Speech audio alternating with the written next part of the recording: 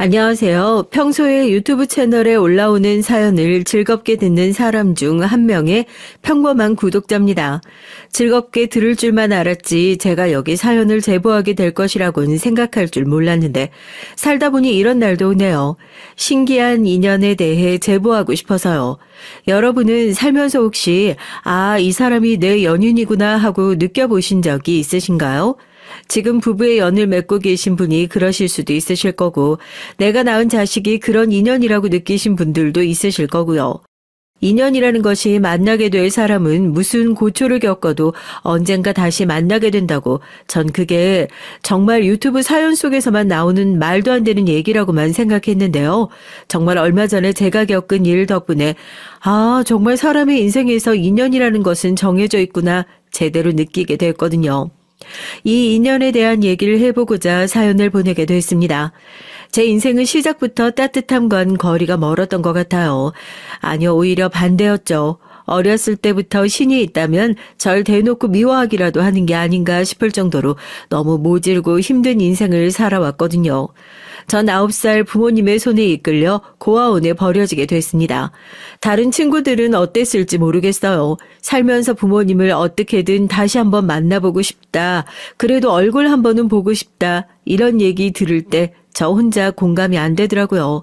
자기들 먹고 살기 힘들어졌다고 하나밖에 없는 딸을 뻔히 사주로 몰아세우는 거 알면서 고아원에 버리고 가는 책임감 없는 부모 얼굴 살아생전 다시 보면 뭐가 좋을까 하고요. 진수가 너 여기서 지내면 매일매일 맛있는 밥도 먹을 수 있고 같이 놀 수 있는 친구들도 많고 집에 있으면 엄마 그런 거 아무것도 못 해줘. 너 여기서 선생님 말씀 잘 듣고 잘 지내고 있으면 엄마가 우리 진숙이 꼭 찾으러 올 테니까 건강하게 잘 지내. 알겠지? 엄마, 내가 잘못했어요. 내가 다신 안 그럴게요. 배고프단 소리도 절대 안 하고 엄마 아빠 싸워도 못 들은 척하고 빨리 잠들게요. 밥도 이틀에 한 번씩만 먹을게요. 그러니까 제발 나 버리지 말아주세요. 네? 잘못했어요, 엄마. 진수가 엄마 진숙이 버리는 거 아니야. 엄마가 꼭 찾으러 올게. 미안해. 미안. 엉엉 울면서 엄마 손을 놓치지 않으려고 젖먹던 힘까지 끌어다 엄마의 손을 붙잡았지만 딸에게 젖조차 제대로 물리지 않았던 엄마 때문이었을까요? 그 손은 너무나도 쉽게 놓쳐버리고 말았습니다. 다시 돌아오겠다. 잘 지내고 있으면 꼭 저를 찾으러 돌아올 거다 하는 엄마의 약속은 당연히 제대로 지켜질 리 없었죠. 전 그렇게 고아원에서 힘든 유년 시절을 시작하게 됐어요. 어머, 여기 누가 이렇게 청소를 깔끔하게 해놨어? 진숙이 또 네가 그런 거니? 어쩜 우리 진숙이는 얼굴도 제일 예쁘게 생겨가지고 이렇게 안 시켜도 자기 할 일 착착 잘할까? 너네도 진숙이 좀 보고 배워, 응? 그렇게 게을러서야 어디 입양이나 제대로 갈 수 있겠어? 고아원 생활이 처음부터 마냥 어려웠던 건 아니었습니다. 버려지기 전 부모님과 함께 살면서 제가 먹고 자란 것은 눈칫밥밖에 없었거든요. 고사리 같은 손으로 집안 청소를 깔끔하게 제대로 해놓지 않기라도 하면 곧장 아버지한테 밥만 축내는 버러지 같은 애라는 호통이 쏟아졌으니까요. 그게 무서워서 빠릿빠릿하게 움직이던 것이 고아원에 버려지고 나서도 몸에 배어버렸나 봐요. 전 누가 시킨 것도 아닌데 혼자서 청소도 하고 일하시는 직원분들의 일손을 돕겠다고 나서기도 했고요. 다들 어린 나이에 빠릿하게 움직이는 절 기특하게 여겨주셨고 이것도 꽤나 살만한 곳이구나 싶었습니다. 엄마 말대로 삼시세끼 밥도 잘 나왔고 마음 편하게 잘 곳도 갖춰져 있고 원장님도 꽤나 친절하셨고요. 야, 넌 어른들한테 잘 보이고 싶어서 아주 환장을 했니? 조그맣게 까불길. 내가 뭘 잘못했는데? 칭찬받는 게 부러우면 언니도 나랑 같이 청소하면 되잖아. 뭐? 너 말 다 했어 지금? 이게 어디라고 가만히 봐주니까 계속 기어오르지, 하지만 고아원에 있는 모든 사람이 제 행동을 좋은 시선으로 바라봤던 건 아니었습니다. 원장님의 칭찬을 독차지하고 있는 전 고아원에 있는 다른 원생들에겐 그저 질투의 대상일 뿐이었어요. 어른들한테 잘 보이고 싶어서 별짓 다 하는 애라는 둥 시기에 가득 찬 소리를 하면서 절 따돌리는 것이 일상이 됐었죠. 한 침대에서 2명씩 같이 자야 하는데 제 침대 자리를 차지하고 비켜주지 않는다거나 놀이 시간에 은근히 절 무시하는 등 따돌림이 상당히 있었습니다. 하지만 전 침대에 자리가 없으면 바닥에서 잠을 자고 친구들이 저와 놀아주지 않으면 구석에서 혼자 놀면서 몇 년간 지속된 따돌림, 그 외롭고 힘든 시간들을 버텼어요. 목표는 딱 하나, 좋은 집에 입양 가는 것이었습니다. 다른 애들보다 더 먼저 좋은 집으로 가서 이곳을 다시는 돌아오지 않고 싶다는 생각에 더 열심히 원장님과 고아원에 있는 다른 선생님들의 눈에 띄기 위해 애를 썼어요. 청소, 설거지, 정리정돈 등 누가 저에게 역할을 준 것도 아닌데 모든 일을 도맡아 하면서 참 예쁘고 착한 애라는 훈장을 얻기 위해 부단히도 노력을 했죠.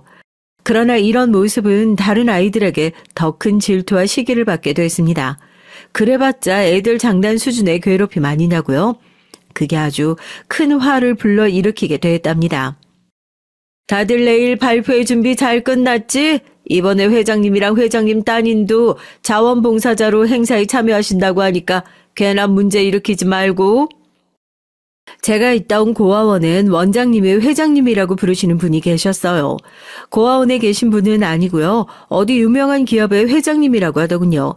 몇 년 전에 이 고아원에서 귀가 안 들리는 여자아이 하나를 자기 딸로 입양한 이후에 매년 어마어마한 액수의 후원금을 기부하고 있어서 원장님도 회장님 말 한마디면 죽는 신용이라도 할 기세셨죠. 멀쩡한 것도 아니면서 대기업 회장 딸로 입양된 그 친구가 그렇게 부럽더라고요. 고아원 출신에 몸도 불편하고 남들보다 몇 배는 더 안 좋은 조건에서 시작했는데 완전히 인생 역전이잖아요. 저라고 그런 기회가 오지 않을 거란 법도 없고요. 어렸을 때 전 그렇게 애답지 않게 좀 꼬여있고 모난 구석이 있었던 것 같아요. 그렇게 몇 날 며칠 회장님 보여준다고 열심히 준비한 행사가 열리고 인자한 인상의 회장님과 팔을 붙잡고 함께 온 딸도 자원봉사자 조끼를 입고 행사에 참여했죠. 발표회도 하고 간식도 나눠 먹고 그래봤자 전 어디에 끼지도 못하고 애들이랑 어울리지도 못하니까 어디 조용히 좀 혼자 있었으면 좋겠다 싶어서 잡동사니들을 쌓아두는 창고 쪽으로 조용히 걸어갔습니다. 야, 너 어디 가니? 맨날 혼자 이렇게 쏙 빠지고 너 혼자만 튀어 보이고 싶어서 그러는 거지? 그런 거 아니야. 나 좀 혼자 있게 내버려둬. 알겠어. 너 혼자 있는 거 좋아한다고 했으니까 내가 혼자 푹 쉴 수 있도록 도와줄게. 쟤는 꼭 하루 종일 나만 쳐다보고 졸졸 쫓아다니는 건지 혼자 좀 쉬려고 했더니 어디서 또 톡 튀어나와가지고 이제는 혼자 다니는 것 가지고도 시비를 걸더라고요. 이번엔 대체 뭘 하려고 그러려나 했는데 제 어깨를 창고 쪽으로 확 밀쳐버리더니 문을 닫고 밖에서 걸어 잠그는 게 아니겠어요. 그런데 문제는 이 창고 안에 저 혼자만 있다는 게 아니라는 거였죠. 애가 대체 여기에 왜 있는지 모르겠는데 회장님한테 입양 갔던 그 여자애가 창고에 멀뚱멀뚱 앉아있는 게 아니겠어요? 당장 이 문 안 열어. 여기 안에 회장님 딸인가 뭔가 있어. 이 문 열어 당장. 이게 이제 나가고 싶으니까 별 거짓말을 다 하네. 왜? 안에 회장님이 있다고 하지? 철문에 뭘 걸어놓은 건지 문을 주먹으로 쿵쿵 두드리면서 아무리 얘기를 해도 제가 거짓말을 한다고 생각하는 건지 벌써 멀리까지 가버린 것 같더라고요. 문을 발로 차보기도 하고 어깨로 밀어보기도 하고 별 난리를 쳐도 꽉 닫힌 문이 열리질 않는 겁니다. 그런데 진짜 문제는 지금부터였어요. 워낙 오래된 창고라서 관리도 안 되고 별별 잡동사니들이 다 쌓여있는데 뭘 잘못 건드린 건지 구석 끝에 널브러져 있는 전선에서 팍 하고 불꽃이 튀면서 화르르 불이 붙기 시작한 거예요. 여자애도 완전히 패닉이 돼서 저 붙잡고 달달달 떨고 있고 전 그때부터 미친 듯이 주먹으로 문을 두드리면서 소리를 질렀습니다. 사람 살려. 여기 불 났어요. 불이야 불. 여기 사람 갇혀 있어요. 불이야. 바깥에선 행사가 진행되고 있어 시끄러워 제가 하는 소리가 안 들리는 건지 근처에 사람 지나가는 소리도 안 들리고 이대로 가다가 둘 다 완전히 타 죽겠다 싶은 거예요. 불이 어찌나 빨리 옮겨 붙는지 얼굴이 뜨끈뜨끈한 게 느껴지고요. 소리도 제대로 못 내는 애가 막 엉엉 울더라고요. 불이 순식간에 지붕에 있는 석가래까지 올려붙는 게 보이고 제가 얼른 양팔로 그 애를 감싸 안았습니다. 아까 몸도 안 멀쩡한 애가 회장님 딸 돼서 너무 부럽다고 그런 생각을 한 게 너무 미안했거든요. 괜히 왕따인 나 때문에 창고에 갇혀서 앞으로 행복하게 잘 살아야 하는데 이렇게 죽으면 얼마나 억울하겠어요. 내가 타 죽는 한이 있어도 얘는 살려야겠다. 막 그런 생각을 했던 것 같아요. 불길이 많이 번지니까 사람들이 창고로 뛰어오는 소리가 들리더군요. 조금만 참으면 된다, 조금만 참으면 된다 그러고 있었거든요. 연기가 뿌옇게 차오른 창고 문이 드디어 열리는데 위에서 나무가 탄 건지 활활 타는 나무 조각이 떨어지는 게 보였고 전 그대로 그의 머리를 감싸 안았습니다. 그 뒤론 전혀 기억이 나지 않고요. 진수가 정신이 좀 들어? 아유, 세상에 하느님 감사합니다. 진수가 괜찮아? 나 누군지 알아보겠어? 진숙이 네가 사람 구했어. 네가 사람 하나 살린 거야. 원장님, 그 애는 어떻게 됐어요? 저랑 같이 창고에 있던 그 애요. 괜찮아요? 무사하대. 연기 조금 마신 거 빼고 멀쩡하다고 하더라. 그나저나 진숙이 너 팔이 이렇게 돼서 어쩌면 좋니? 회장님이 고맙다고 치료는 얼마든지 하라고 그러셨는데 암만 치료를 해도 흉터는 남을 거라고 하더라. 눈을 떠보니 병원이더라고요. 눈을 뜨자마자 팔이 떨어져 나가는 줄 알았어요. 양팔이 붕대로 칭칭 감겨 있더라고요. 제가 기절하기 전에 위에서 떨어진 활활 타는 나무 조각을 그대로 팔로 받아내면서 생긴 영광의 상처였죠. 하지만 영광의 대가는 생각보다 무거웠습니다. 치료가 잘 마무리됐다는 의사 선생님의 얘기만 듣고 붕대를 풀면 예전처럼 멀쩡한 팔이 있을 거라 생각했는데 제 양팔엔 다리미로 꾹 눌러놓은 것처럼 네모나게 우글거리는 자국이 남게 됐어요. 어쩌다가 창고에 갇히게 된 거야. 설마 누가 밖에서 잠그고 그런 거 아니지? 회장님도 계시는데 문제 일으켰다가 우리 원에 있는 애들 정말 다 굶어 죽을 수도 있어. 진수가 사람만 무사하면 된 거다. 너 어디 가서 사고 얘기 절대로 하면 안 된다. 다 같이 죽자는 거야. 원장님은 이미 제가 따돌림을 당하고 있다는 걸 알고 계신 것 같더라고요. 겨우 정신이 든 저를 붙잡고 누가 밖에서 문을 잠근 게 맞냐고 확인하시더니 어디 가서 절대로 사고 얘기를 하지 말라고. 특히 회장님 만날 일 있으면 절대로 입도 뻥끗하지 말라고 아주 신신당부하셨습니다. 고아원에 엄청난 후원을 해주는 회장님이 계신 자리에서 그런 사고가 났으니 원장님이 얼마나 난감하시겠어요. 더군다나 그 사고 때문에 하마터면 회장님의 하나밖에 없는 딸이 운명을 달리할 뻔하기까지 했으니까요. 그래도 절 창고에 가둔 그 주동자 원장님한테 그날 밤새도록 회초리를 맞았더라고요. 그래봤자 제 팔처럼 흉터가 남는 건 아닐 테지만 저도 그냥 그건 사고였다 생각하고 마음속에 묻어두기로 했습니다. 회장님한테 특히나 사고 얘기를 꺼내지도 말라고 하셨는데 회장님께선 그 뒤로 후원금만 정기적으로 보내실 뿐 한 번도 고아원에 다시 찾아오신 적은 없으셨어요.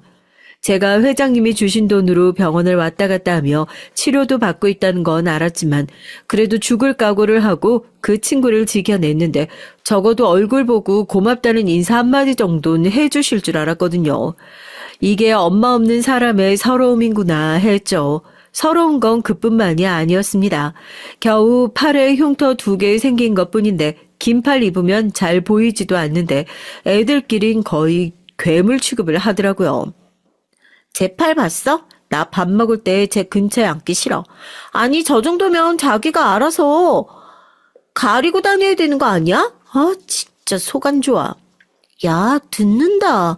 쟤 저런 것도 관심 받고 싶어서 일부러 보여주고 싶어서 다니는 거야. 사람들이 팔만 보면 하도 수군거리고 떠들어대니까 정작 전 아무렇지도 않은데 계속 팔을 감추고 다닐 수밖에 없었어요. 사람 구하다가 생긴 영광의 상처인데 사람들 눈엔 그저 징그러운 자국으로밖에 안 보이는구나 싶어 기분이 안 좋더라고요. 팔에 흉터 없을 때도 가뜩이나 친구 하나 없었는데 이 커다란 상처 때문에 입양은커녕 친구 사귀는 것조차 힘들어졌습니다. 그래서 그런지 유일하게 외출하는 병원 가는 시간이 일주일 중에 제일 기다려지더라고요.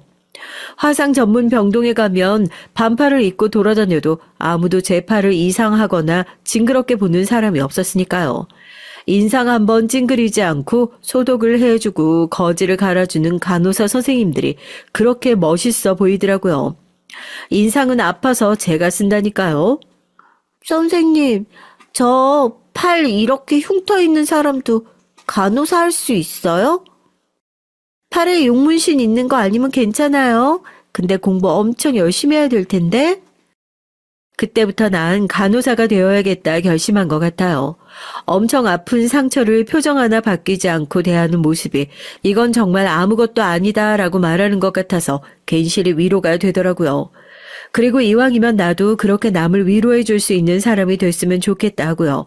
제가 머뭇거리면서 팔에 이런 흉터 있어도 간호사가 될 수 있냐 물으니까 용문신만 아니면 얼마든지 할 수 있다던 간호사 선생님의 농담도 너무 좋았습니다.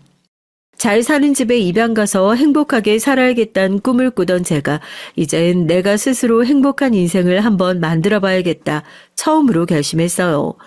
고아원에서도 소문이 쫙 퍼졌죠. 저 간호학과 간다고 방에 틀어박혀서 공부만 하고 있다고요.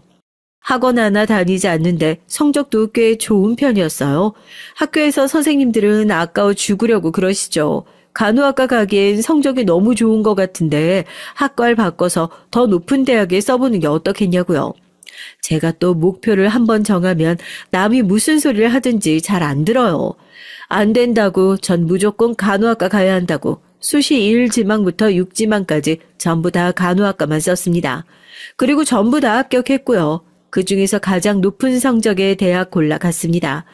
저희 원에선 입양이 되지 않은 아이들의 경우 만 18세가 되면 퇴소 절차를 밟는 것이 일반적이라 저도 학교 근처에 있는 고시원을 알아보면서 독립준비를 슬슬 시작하고 있었죠. 원장님이 조용히 절 따로 부르시더라고요. 그러더니 저한테 누가 봐도 여기 돈 들어있다 하는 봉투를 건네시는 거예요. 이게 뭐냐고 하니까 장학금이랍니다. 회장님께서 너한테 마음 많이 쓰이시긴 쓰이시나 보다.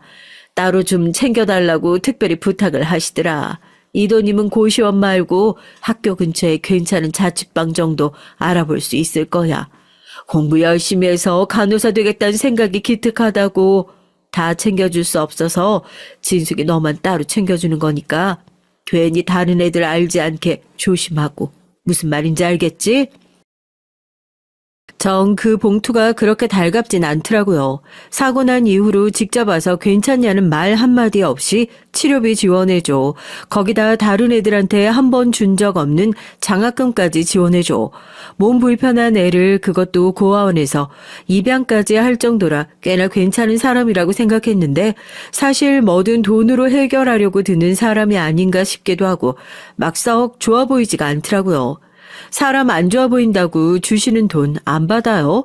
당장 대학 들어가고 자취 시작하면 고아원에서 나오는 정착 지원 비용을 제외하고도 들어갈 돈이 얼마나 많은데요. 혹시나 마음이 바뀌기 전에 그 돈 받아서 얼른 집 구하는 데 다 써버렸어요. 그렇게 회장님의 돈으로 대학 생활도 시작했네요.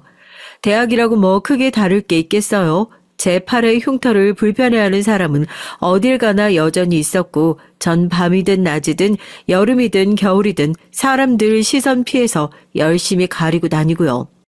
흉터만 빼면 진짜 웃기고 재미있는 사람인데 쉽게 다가오는 친구들이 많지 않더라고요. 친구 사귀는 거야 그렇다 치고 아르바이트 구하는 게 엄청 힘들었어요. 또래 친구들이 죄다 하는 패스트푸드점, 고깃집, 술집, 사람 상대하는 아르바이트를 구할라 치면 손목 쪽에 살짝 튀어나온 제 흉터를 보고 다짜고짜 팔부터 걷어보라고 하는 사장님이 한둘이 아니더라고요. 욕을 하는 사람도 있었고 침을 뱉는 사람도 있었고 가게에서 쫓아내는 사람도 있었고 그래서 대학 내내 아르바이트도 거의 주방처럼 안 보이는 공간에서 할 수 있는 일들이 대부분이었습니다.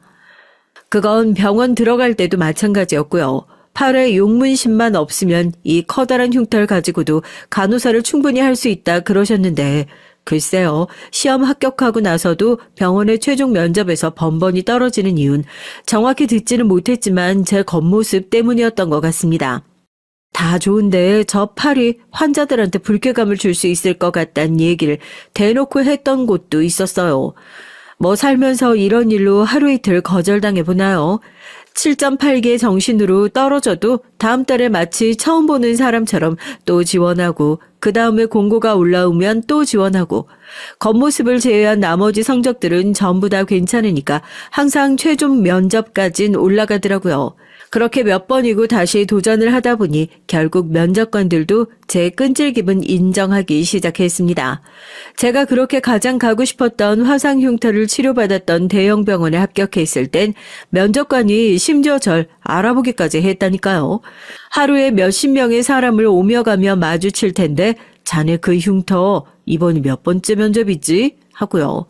제가 웃으면서 이번까지 총 4번째 면접이다 얘기를 하니 서류를 한참 들여다보던 면접관이 언제부터 출근할 수 있냐 묻더라고요. 역시 10번 찍어 안 넘어가는 나무는 없나 봅니다. 대박! 너 연예인 땡땡땡 알지? 주말 연속극 엄청 많이 나오잖아. 그 사람 지금 여기 VIP 병동에 있다는 소문이 있던데 주연쌤이 그 연예인 엄청 팬이라서 학생 때부터 쫓아다녔는데 우리 병원 앞에서 매니저를 봤다나 뭐라나. 하긴 뭐 올라갈 수 없으니까 진짜 맞는지 어쨌는지는 알 턱이 없지만. 저 선생님 그 VIP 병동이라는 거요. 거기 가시는 선생님들은 어떤 분이세요? 글쎄다 뭐 내부 기준이 있다고들 그러는데 내가 보기엔 수간호사 선생님 눈에 얼마나 잘 보이느냐가 그 내부 기준인 것 같기도 하고. 왜? 너도 VIP 병동 가고 싶어? 너 그렇게 안 봤는데 꽤 야망 있는 캐릭터인가 보다. 근데 아마 힘들 거야. 나 뭐 차별하려고 이러는 게 아니라 그쪽 동네엔 간호사를 필요로 하는 게 아닌 것 같거든. 나도 일을 해본 게 아니라 정확히 말을 못하겠지만 뭐 일종의 서비스직? 보는 눈이 있으니까 아무래도 좀 어렵지 않을까 싶은 거지. 저희 병원에서는 일반 병동들을 지나 가장 꼭대기 2층을 차지하고 있는 VIP 병동이라는 곳이 존재해요. 이용하는 사람들은 다양하죠 뭐.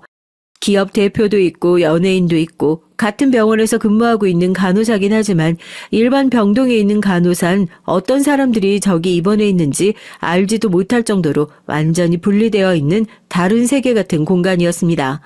더군다나 선배 간호사가 얘기를 했던 것처럼 그곳에 오는 사람들은 최상급의 의료 서비스를 받고 싶어라 해서 병원을 찾아오신 분들이었으니까요.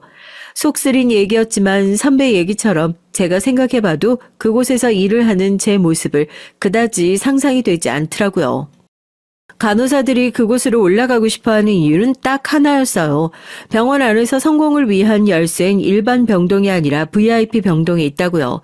지금 수간호사님으로 계시는 분도 일반 병실에 계실 때까지만 하더라도 그 자리까지 올라갈 거라곤 아무도 예상하지 못하던 분이었는데 VIP 병실에 올라간 이후에 환자분들과 이런저런 인맥을 쌓아가면서 병원에서 한 자리를 맡을 수 있게 됐다는 소문이 있었거든요. 그러니까 간호사들 사이에선 어떻게든지 그쪽으로 올라가고 싶어서 수간호사님한테 대놓고 로비를 하는 사람도 있고 경쟁이 치열하답니다.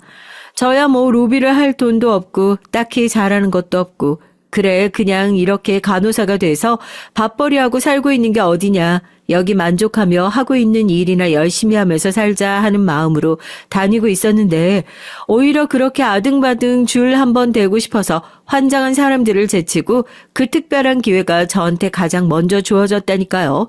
정작 전 그게 기회인 줄도 몰랐지만 말이에요. 어머, 선망 증세인가 봐. 저 집은 간병사도 따로 안 쓰나? 저 정도 되면 일반 병원이 아니라 요양병원에 보내는 게 맞을 것 같은데. 하여튼 곱게 나이 먹는 것도 참 힘든 것 같다. 자식들은 무슨 죄냐? 다 욕심이지 욕심. 환자복 보니까 우리 병원도 아닌 것 같은데. 아무리 그래도 병원에서 저러고 계시는데 어떻게 그냥 놔둬요. 먼저 들어가세요. 제가 대충 수습 좀 하고 저쪽 병원에다 연락 한번 해볼게요. 점심시간에 식당에서 다 같이 밥을 먹고 들어오는데 화단 쪽에서 사람들이 모여서 웅성대는 소리가 들리더라고요. 뭐 있나 하고 근처에 가보니까 코를 찌르는 냄새가 확 풍겨요. 보니까 어느 병동에서 나오신 건지 몰라도 어르신 한 분이 화단에 실수를 하시곤 온 옷에 실수한 것을 묻히고 어쩔 줄을 몰라 하시는 겁니다. 병원복을 보니 저희 병원이 아니라 근처에 있는 다른 병원에서 오신 것 같더라고요. 거리가 꽤 있는데 추운 날 여기까지 걸어오신 건지 어쩌다가 보호자를 놓쳤는지 몰라도 사람들 시선에 어쩔 줄 몰라 하시는 게 안타까워서 얼른 제 겉옷을 벗어드렸습니다. 어르신, 저 간호사예요, 간호사. 날도 추운데 어떻게 여기까지 걸어오셨대요. 얼른 들어가시게요. 다들 어르신 찾고 걱정하고 계시겠네요. 병원에 다시 모셔다 드린다고 하더라도 일단 급한 건 어느 정도 정리를 해야겠다 싶어서 병원 안으로 모시고 들어와 용변 실수한 것을 전부 제가 처리를 해드렸어요. 입고 계신 옷은 전부 폐기 처분을 하고 저희 병원 옷으로 새로 갈아입혀 드리고요. 어르신 입고 계신 병원 쪽으로 연락을 하니까 그쪽도 완전히 난리가 났다고 하더라고요. 보호자분들이 어르신을 모시러 이쪽으로 직접 오신다고 하기에 병원 로비에서 어르신의 손을 붙잡고 함께 기다려 드렸습니다. 아가씨 이름이 뭐야? 진숙이구나, 진숙이. 박진숙이. 아이고, 예쁘다. 어르신께 제 이름을 알려드리니까 몇 번이나 이름을 다시 확인하시더라고요. 잠시 후 어르신들의 가족분들인지 보호자분들이 오셔서 어르신을 모셔갖고 저한테 몇 번이나 감사하다는 인사를 하시며 고개를 꾸벅 숙였습니다. 사례를 하시려고 하시기에 간호사가 해야 할 일을 한 건데 무슨 사례를 하시냐고 거듭 거절을 했죠. 그리고 진짜 사례는 다음날 제가 출근한 후에 받게 됐습니다. 박간, 잠깐 나랑 얘기 좀 하자. 수간호사님이 먼저 절 부르시더라고요. 다들 회사에서 대빵이 부르면 내가 뭐 잘못했나 하는 생각부터 들지 않으세요? 저도 그 짧은 순간에 머리를 엄청 굴렸다니까요. 내가 어제 무슨 실수를 했지 하고요. 그런데 저를 따로 불러낸 수간호사 선생님은 듣고도 믿기지 않을 얘기를 하셨습니다. 제가 다음 주부터 VIP 병동으로 출근을 하게 될 거라는 얘기였어요. 아니, 제가 어떻게... 선생님, 저 팔에 흉터 있는 거 아시죠? 이게 보기가 좀... 그거야, 잘 가리고 다니면 되는 거지. 선생님 얼마 전에 우리 병원에서 치매 노인 환자 하나 옆 보호자들한테 인계해줬던 적 있지? 나도 몰랐는데 그 노인이 이쪽 지역 유지라고 하더라고. 환자 본인도 그렇고 보호자들도 그렇고 VIP 병실 입원하면서 콕 집어서 박진숙 간호사가 전담으로 케어해줬으면 좋겠다 얘기를 했대. 너무 잘 됐다. 진짜 너무 잘 됐어. 한 번도 무언가 돌아올 거라고 기대하고 선행을 베풀었던 적은 없었지만 간호사로서 당연히 해야 할 일을 한 것 치고는 너무 큰 선물을 받게 된 거죠. 남들은 들어가고 싶어서 용을 써도 못 들어간다는 VIP 병실 문을 전 그렇게 너무 간단하고 쉽게 열고 들어가게 됐어요. 제가 돌봐드린 어르신께선 경제적으로 여유가 많으신데도 VIP 병실에 들어가자는 가족들의 권유를 여태 다 뿌리치고 일반 병실에 입원하시면서 종종 그때와 같은 크고 작은 사고로 가족들의 속을 엄청 썩였다고 하시더라고요. 그런 분이 자발적으로 나 여기 병원에 들어간다 하고 얘기를 했으니 가족들은 쌍수 들고 환영할 일이었고요. 저 처음 병동으로 발령받은 날 가족들이 제 손을 붙잡고 감사하다고 인사를 하시더라고요. 정말 감사할 사람은 저였는데 말이죠. 원래 그렇게 바늘구멍 같은 곳은 한 번 들어가는 게 어렵지 한 번 들어가서 자리 잡고 나면 다시는 내쫓길 일 없는 완전한 튼튼한 성벽이 생기는 거잖아요. 돈 많고 몸 아픈 사람들이라 너무 많이 까탈스럽게 굴면 어떡하나 걱정도 많이 했었는데 돈 가지고 갑질하는 것도 어줍지 않게 돈 가지고 있는 사람들이나 하는 건가 봐요. 전 이 병동 올라오고 난 이후에 환자분들이랑 부딪히는 일 한 번도 없었거든요. 오히려 꼬박꼬박 선생님 소리 붙여가면서 정중하게 대해주시고 저한테 함부로 대하면 본인들도 잃을 것이 많으니까 더 신경 써서 대하신 걸 수도 있겠다 싶네요. 기업가, 연예인, 지역 유지, 정치인, 또 그 가족들. 병동에 들어갈 때 혹시라도 안에서 보고 들은 얘기가 있어도 절대 외부로 유출하지 않겠다는 비밀 유지 각서를 작성하기 때문에 병동 안에서 일어나는 일들을 생생하게 모두 전달을 드릴 수는 없지만요. 내가 이런 사람을 복도에서 마주쳐도 되나 싶을 정도의 사람들과 매일같이 간호사와 환자의 관계로 만난다는 것이 신기하기만 했습니다. 그리고 그 우연들이 겹쳐 다시 만나지 못할 거라 생각했던 인연도 다시 만나게 된 거죠. 선생님, 오늘 오후에 땡땡기업 회장님 건강검진 있으시거든요? 원래 전담하시던 선생님께서 육아휴직 들어가셔서 수쌤이 선생님 해보시는 게 어떻겠냐고 하시더라고요. 여자분이신데 성격 젠틀하시고 좋아요. 대신에 불필요한 얘기는 절대 하지 말라시네요. 특히 가족 얘기 같은 거 하지 말라고 꼭 주의하시라고 그러셨어요. 네, 알겠어요, 선생님. 시간 맞춰서 인사드리러 내려갈게요.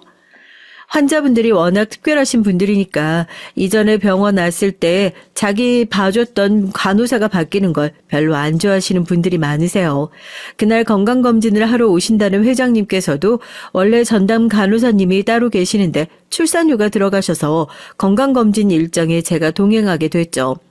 가기 전에 환자분들께서 주의해야 하는 것들, 가지고 계신 질병, 예후, 특별히 개인적으로 주의해야 하는 대화 주제 등 모든 것들을 꼼꼼하게 확인하고 들어갑니다. 서로 기분 상할 일 만들지 말자는 거죠. 이 회장님께선 가족이랑 무슨 사연이 있으신 건지 몰라도 가족 얘기를 꺼내지 말아라 몇 번이나 강조를 하시더라고요. 회장님 안녕하세요. 오늘 회장님 건강검진 일정 도와드릴 원래 전담하던 간호사분이 아닌데 바뀐 거 아니죠? 아니라 다를까 회장님이 병원에 도착하시자마자 제 소개를 드리며 인사를 하는데 제 얘긴 제대로 듣지도 않으시고 간호사가 바뀐 거냐, 왜 미리 얘기해 주지 않았냐 살짝 기분이 상하신 것 같더라고요.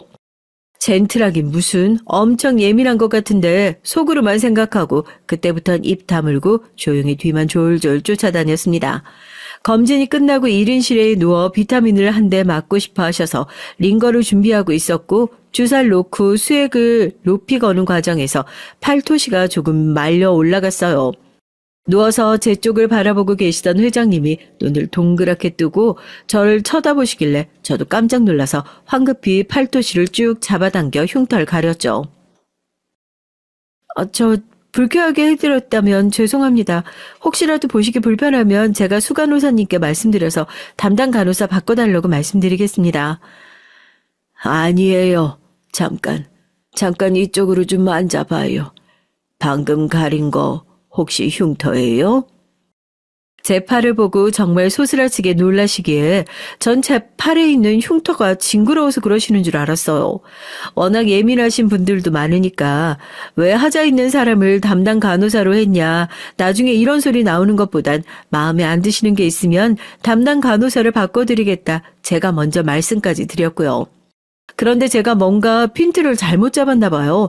회장님은 떨리는 목소리로 방금 가린 게 혹시 흉터냐, 잠깐 이쪽으로 좀 앉아볼 수 있겠냐고 링거 바늘을 꽂은 채 일어나 앉아 저를 보조 의자에 앉히셨습니다. 자기가 이 흉터를 조금 봐도 괜찮냐 물으시더라고요. 누가 말씀하시는 건데 싫다고 하겠어요. 저야 뭐 남들이 불편할까봐 가리고 다니는 거지 제가 부끄럽다 생각한 적은 없으니까 양팔에 끼고 있던 팔토시를 벗어 제 흉터를 가감없이 보여드렸습니다. 이거 화상 자국 맞죠? 혹시 이거 언제 다친 건지 물어봐도 돼요? 그게 어렸을 때 사고 때문에 생긴 흉터거든요. 제가 어렸을 때, 그냥 사고였어요. 그러니까 무슨 사고인지, 어디서 어떻게 난 사고인지 빨리 얘기를 해봐요. 어렸을 때 부모님한테 버림받아서 고아원에서 자랐고 그때 난 상처다 얘기를 하려다 문득 동료 간호사가 이 회장님 앞에선 어떤 식으로든 가족 얘기를 언급하면 안 된다는 말이 생각나더라고요. 그냥 어렸을 때 있었던 사고였다 하고 대충 둘러대려고 했는데 회장님은 뭐가 그렇게 듣고 싶으셨는지 절 붙잡아 언제 어디서 어떻게 난 사고냐 꼬치꼬치 캐물으셨습니다. 가족 얘기를 해서 미움을 받을 때 받더라도 지금 여기서 내가 대답을 제대로 하지 않으면 그게 더 크게 미움받을 일이겠다 싶어서 솔직하게 털어놨어요. 제가 어렸을 때 부모님이 안 계셔서 고아원에서 자랐거든요. 고아원에서 애들한테 따돌림 당하기도 하고요. 언제였지? 몇 살인지 잘 기억도 안 나요. 연말이었는데 고아원에서 무슨 행사한다고 그 고아원에 후원을 해주시는 회장님이랑 그 회장님께서 고아원에서 입양한 딸이랑 같이 거기에 왔었거든요. 걔도 참 운이 좋은 건지 나쁜 건지 그렇게 좋은 집에 입양을 갔는데 하필이면 애들한테 괴롭힘을 당하던 저랑 같이 창고에 딱 갇힌 거예요. 근데 또 하필이면 창고에 불이 났었고요. 걔한테 너무 미안한 거죠. 그래서 필사적으로 지키려고 하다가 생긴 흉터예요. 나중에 얘기 들어보니까 연기만 좀 마시고 살았다고 그러더라고요. 얼마나 다행인지. 세상에 어떻게 이런 일이, 어떻게 이렇게 말도 안 되는 일이 다 있어. 이 얘기를 덤덤하게 할 수 있기까지 저한테도 많은 시간이 필요했지만 이제는 회장님 앞에서 웃으면서 얘기할 수 있을 정도로 제 마음 속에서도 그 일이 많이 가벼워진 것 같더라고요. 가볍고 홀가분한 마음으로 얘기를 마친 저와 달리 회장님께선 제 얘기가 끝나기도 전에 입을 틀어막고 오열을 하셨습니다. 믿기지 않는다는 듯이 제 팔을 꼭 붙잡으면서요. 어디가 불편하신가 싶어 깜짝 놀라 의사 선생님을 불러드려야 하나 우왕좌왕하고 있는데 회장님이 그러시는 거예요. 제가 그때 구애해줬던 그 여자애가 자기 딸이라고요. 자기가 그때 그 회장이라고요. 솔직히 그 얘기를 듣고 깜짝 놀랄 수밖에 없었습니다. 분명 그때 제 기억 속에 남아있던 회장님은 엄청 젊은 인상의 인자한 얼굴을 하고 계셨거든요. 아무리 시간이 지났다고는 하지만 관리를 엄청나게 하셨을 텐데 그 시간 동안 대체 얼마나 힘든 일이 있으셨던 건지 지금 모습은 거의 힘없는 노인에 가까웠거든요. 폭삭 늙었다고 해야 되나요? 따님은 잘 계시죠? 사실 이 흉터 볼 때마다 종종 생각했거든요. 어디서 행복하게 잘 지내고 있었으면 좋겠다고요. 덕분에 간호사 될 생각도 한 거고 흉터 치료에 들어간 돈이며 저 대학교 올라갈 때 장학금도 회장님께서 주셨었죠. 감사해요. 덕분에 여기까지 왔습니다. 건강검진 자리엔 보통 가족분들도 같이 오시거든요. 이 말도 안 되는 인연을 만난 것이 너무 반가워서 그랬는지 저도 생각이 너무 짧았던 거죠. 간호사 선생님들께서 회장님 앞에서 어떤 식으로든 가족 얘기 꺼내지 말라고 한 이유가 다 있었을 텐데 딸이라는 얘기가 나오자마자 회장님은 또 침대에 무너져 엉엉 목 놓아 울기 시작했습니다. 아가씨가 목숨 걸고 구해준 내 딸, 내가 못 지켰어요. 그 사고 있고 나서 얼마 안 있어서 교통사고로 세상 떠났어요. 다 내 부주의 때문에. 정작 지 엄마는 더 살아보겠다고 이렇게 비싼 돈 써가면서 꾸역꾸역 병원에 건강검진까지 받으러 오고. 참 우습죠. 내가 그 뒤로 고아원을 한 번도 찾아가질 못했어요. 거기만 가면 우리 딸이 보이는 것 같아서 우리 딸애한테 너무 미안해서요. 이 자리에 있었으면 누구보다 좋아했을 텐데. 깜짝 놀랐어요. 제가 몸까지 던져가면서 구해주었던 회장님의 딸은 그 사고 때문이 아니라 그 사고가 지나고 얼마 안 있어서 보청기를 새로 맞추러 가던 길에 트럭 사고로 세상을 떠나게 됐다고 하더라고요. 자식이 없어 오랜 시간 입양을 고민했다는 얘기도 알고 있었고 그래서 더 친딸처럼 예뻐라 한다고 들었는데 그 상실감은 이루 말할 수 없었을 겁니다. 딸을 입양해온 고아원에 다시는 찾아가고 싶지도 않았을 거고요. 그제서야 왜 제가 치료를 받는 동안에도 저한테 장학금을 주실 때도 얼굴 한 번을 비추지 않으셨는지 이해가 되더라고요. 세상에, 난 이렇게 흉터가 심한지도 모르고 이거 치료받는 동안 얼마나 힘들었을 거야, 그래. 또 이 흉터 때문에 그동안 얼마나 힘들게 살았을 거야. 난 간호학과를 가는지 간호사가 되고 싶은지 그런 것도 모르고 대학 간다는 얘기에 뭐라도 도와주고 싶어서 사실 그렇게라도 마음의 짐 좀 덜고 싶었어요. 내가 아주 이기적이고 못된 사람이에요. 대체 얼마나 오랫동안 자기가 딸을 지키지 못했다는 죄책감에 시달려 오신 건지 몰라도 오랜 고통의 시간이 얼굴에 고스란히 남아있는 것 같더라고요. 제 흉터를 보신 것도 오늘이 처음이잖아요. 많이 놀라고 당황하신 눈치였습니다. 치료가 잘 끝났으니 흉도 그렇게 크지 않을 줄 아셨나 봐요. 커다랗고 울퉁불퉁하게 팔이 뒤틀려 있는 흉터에 미안한 마음이 또 잔뜩 드셨는지 눈물을 뚝뚝 흘리시면서 제 팔을 한참 동안 쓰다듬고 계셨습니다. 내가 병원에서 나가면 유명한 성형외과 의사 수소문 한번 해볼게요. 요즘엔 의료기술이 많이 발달했으니까 나중에 조금 티는 나더라도 이 정도 흉 없애는 건 일도 아닐 거야. 상태가 이런 줄 알았으면 내가 진작에 도움을 줬을 텐데. 딸 구한 고마운 사람이라는 거 알면서도 내가 마음이 너무 힘들어서 한번 들여다볼 생각을 못했어요. 또 나만 생각하다가 이렇게 아가씨 인생까지 힘들게 만들 것 같아서 내가 미안해서 어쩔 줄을 모르겠네. 생판 남인 내가 봐도 이렇게 속이 상하는데 하늘에 있는 딸이 보면 얼마나 마음이 아플까 싶고요. 주제 넘는다는 소린지 알면서도 의자를 끌어다 회장님 옆에 앉아 두 손을 모아 꼭 쥐었습니다. 회장님, 저 성형수술 안 받을 거예요. 저 한 번도 이빨 부끄럽다고 생각해 본 적이 없어요. 징그럽다고 생각해 본 적도 없고 오히려 자랑스럽다고 생각했어요. 사람 구하고 생긴 흉터예요. 간호사한테 이만큼 자랑스러운 훈장이 어디 있겠어요? 저 이빨 치료받으러 다니면서도 나도 사람들 몸도 마음도 치료해 줄 수 있는 사람이 되어야지. 그렇게 간호사가 되겠다 결심한 거예요. 팔에 있는 흉터 볼 때마다 그때 했던 결심이 잊지 말자고 마음 다잡기도 하고요. 그래도 내가 어떻게 그래. 내가 아가씨한테 미안해서 할 말이 없어 정말. 저한테 미안해하지 마시고 회장님께 미안해야죠. 회장님 고아원에서 일어났던 일, 그리고 따님 사고, 비교도 안 될 정도로 마음 아픈 일이지만 둘 다 모두 사고였어요. 회장님께서 어떻게 하실 수 없었던 정말 단순한 사고요. 그런데 왜 아직까지 회장님께서 혼자 그 모든 게 본인 잘못이라 생각하시고 혼자 그 무거운 짐을 짊어지고 계시는 거예요.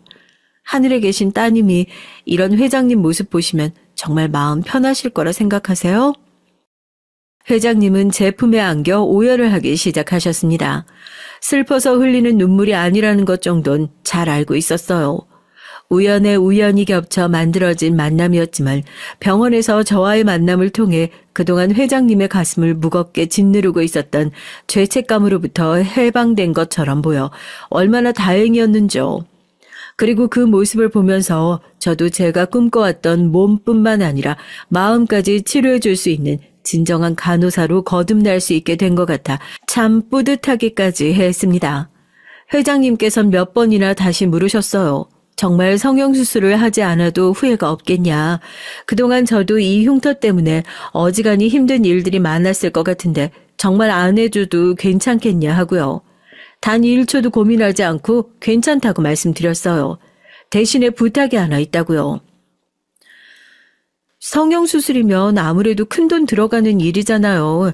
이왕 큰돈 쓰실 거면 혹시 다른 곳에 써주실 수 있는지 부탁 좀 드려도 될까요? 뭐 필요한 게 있으면 얼마든지 편하게 얘기해요. 우리 딸 생명의 은이네. 이제 나한테도 은인인걸.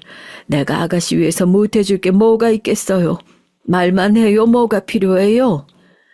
그리고 전 회장님께 제 생각을 솔직하게 말씀드렸습니다. 회장님께선 제 얘기를 듣고 또 한바탕 병실을 눈물바다로 만드셨다니까요. 그래서 그 부탁이 대체 뭐였는지 궁금하시죠? 집이요? 차요? 아니요. 돌아가신 따님 이름으로 제가 아닌 저보다 더 심한 사고를 겪으신 환자분들 화상센터에 많이 계시는데 이분들 위해서 기부를 좀 해주십사 부탁을 드렸습니다. 살면서 느끼는 거지만 아가씨 같은 사람들 많이 만나고 살아야겠어요. 그동안 내가 얼마나 짧은 생각을 가지고 살았나 문득 깨닫는다니까.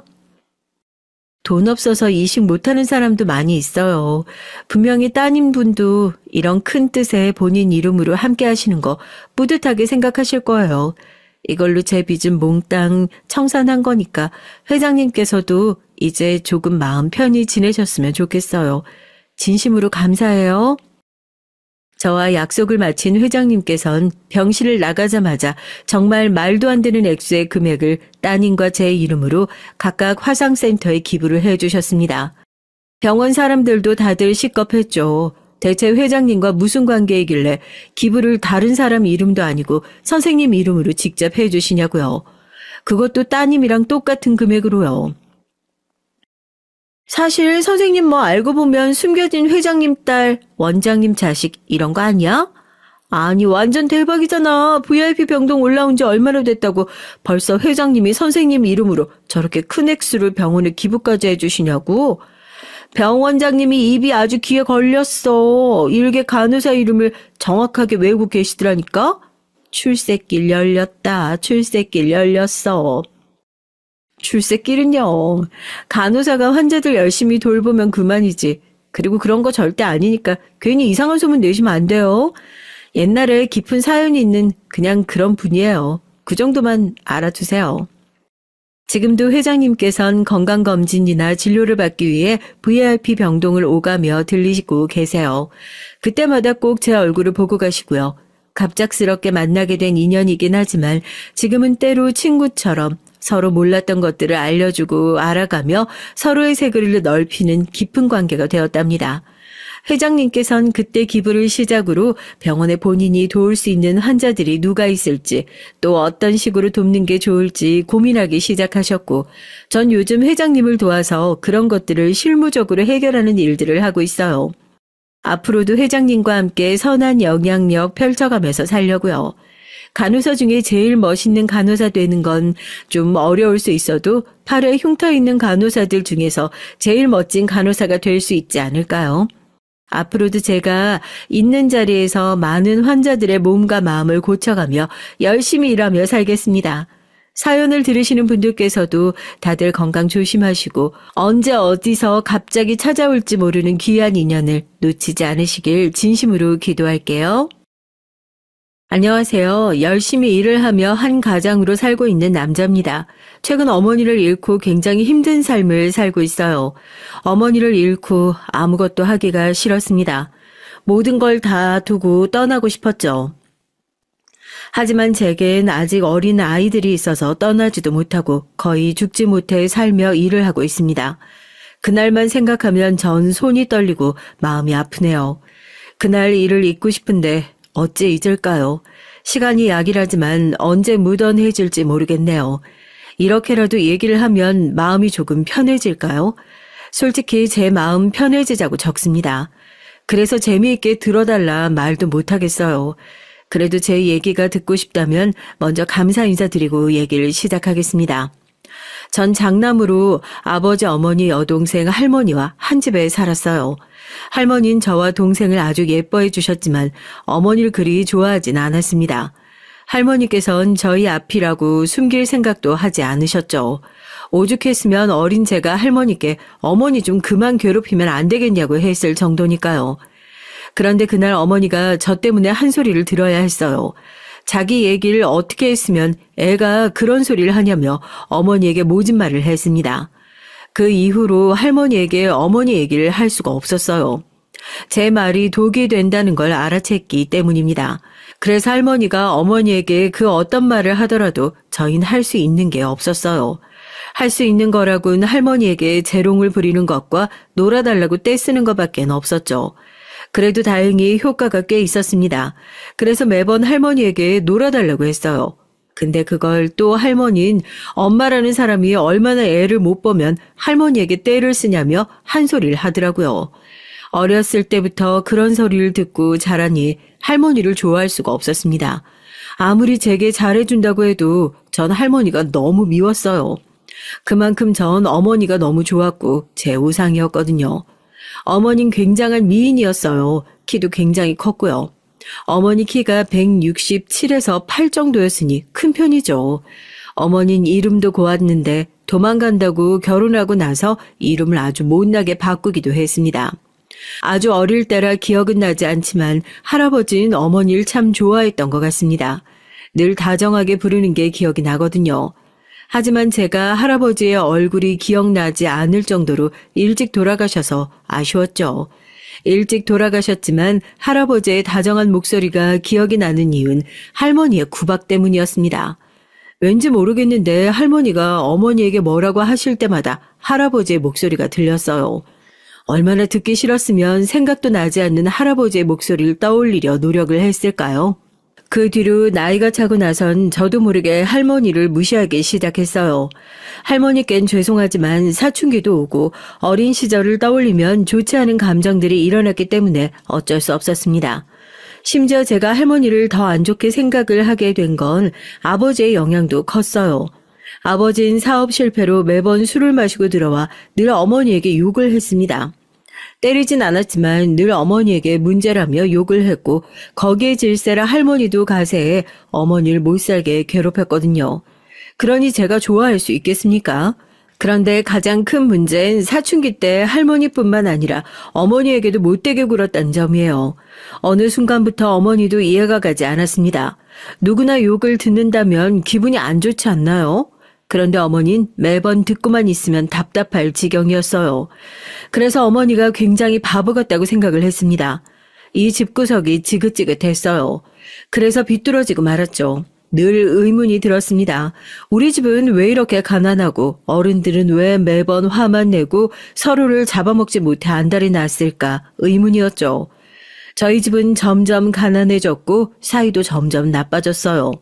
그나마 할머니와 아버지는 사이가 나쁜 편은 아니었지만 아버지는 이제 할머니에게 욕까지 하기 시작했습니다. 에이, 이 집구석 어머니가 돈이 좀 있었으면 얼마나 좋아요. 이런 젠장. 내가 돈 많은 여자랑 결혼할 수 있었는데 니까짓 것이 뭐가 좋다고 결혼을 했을까? 이런 년이 뭐가 좋다고. 어머님 말리지도 않고 뭐 했어요? 이 망할 놈아, 내가 왜 안 말렸어? 내가 그런 집은 싫다고 했지. 그런데 네 놈이 죽어도 결혼을 해야겠다고 해서 안 결혼 아니냐? 아버지와 할머니는 늘 이런 얘기로 다퉜습니다. 전 결국 참지 못하고 집을 나갔어요. 다른 형 누나들과 어울리며 못된 짓도 많이 하고 다녔습니다. 그 어떤 변명도 하지 않겠어요. 전 그렇게 방황을 심하게 했습니다. 그러나 할머니가 돌아가시게 됐고 아버지는 고삐가 풀려 어머니와 동생을 때렸어요. 전 더 이상 이 집엔 희망이 없을 거라고 생각을 했습니다. 그래서 서울로 올라가 일을 하기 시작했어요. 일을 하면서 운동도 배우기 시작했는데 그때 제 은사님을 만날 수 있었습니다. 은사님을 만나지 못했다면 전 아직까지도 싸움밖에 할 줄 모르는 바보로 살았을지도 몰라요.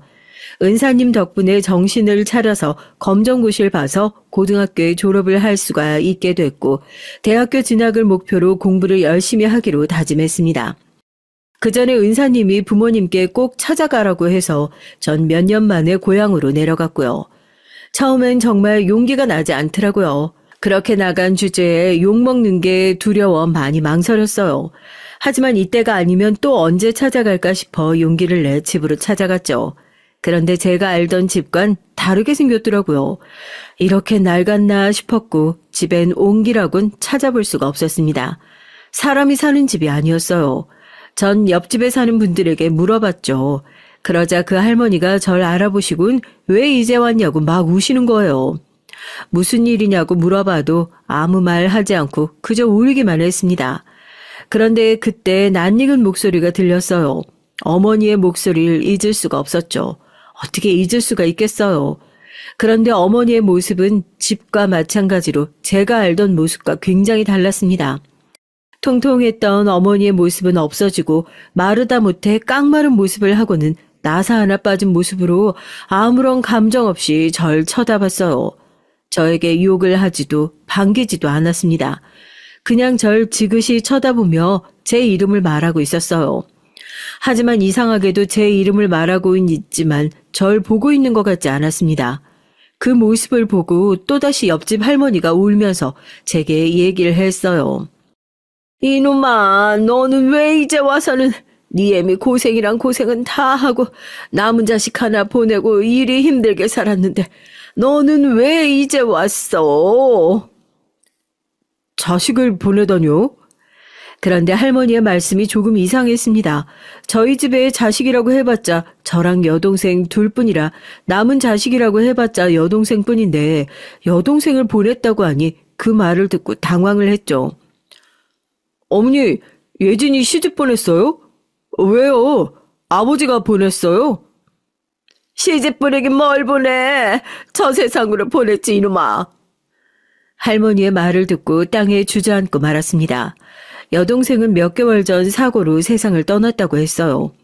아버진 제가 집을 나가고 난 뒤 얼마 뒤 집을 나갔다고 했고 어떻게 어머니와 여동생과 함께 잘 살고 있었는데 그런 불운이 따라오고 만 것이었죠.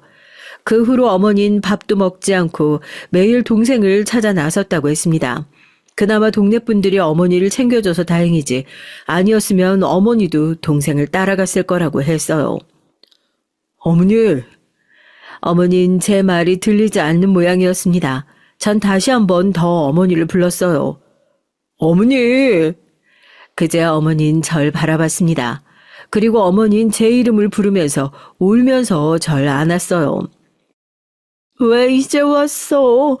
엄마가 얼마나 보고 싶었는데 이놈아. 왜 이제 왔어? 어서 동생 찾으러 가자. 네 동생 추위도 많이 타는데 집에를 오지를 않어. 전 옆집 할머니를 쳐다봤고 할머니는 고개를 절레절레 저으면서 늘 이런 상태라고 얘기를 했어요. 전 대학 공부를 위해 서울에 올라간다고 말하려고 했지만 그럴 수가 없었습니다. 어머니의 상태를 보고 어떻게 갈 수 있겠어요. 결국 전 1년을 고향에서 지냈죠. 그 1년 동안 어머니의 상태는 많이 좋아지셨습니다. 어머니와 지내는 동안 공부를 많이 하진 못했지만 틈틈이 공부도 했고 일도 정말 열심히 해서 대학 등록금도 벌었어요. 물론 4년 동안 다닐 등록금은 없지만 당장 필요한 생활비와 돈은 검정고시를 하면서 모은 돈과 1년 동안 열심히 일한 돈으로 살 수 있었죠.